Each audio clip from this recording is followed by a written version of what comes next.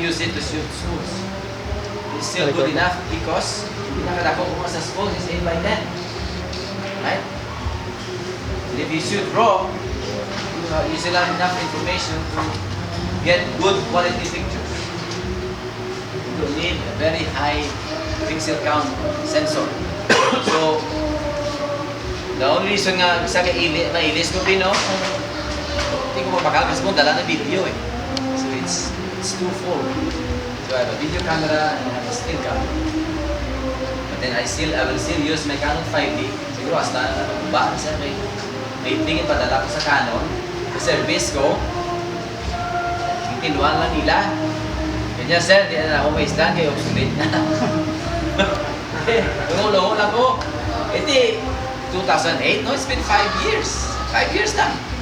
So my camera is obsolete. While it's kasing parts ay ilis, kumba. No? So, sige na lang, sarong ko na lang. Slide down siya.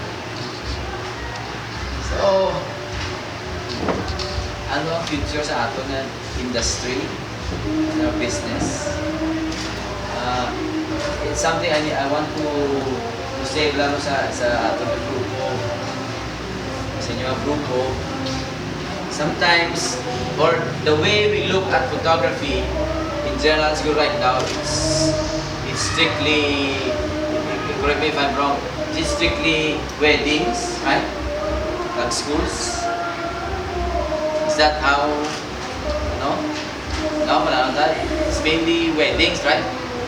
Photography, yan pananaw nyo. It's weddings.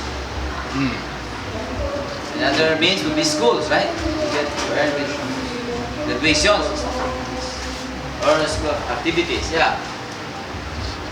So aside, kung wala na siyang weddings, okay na.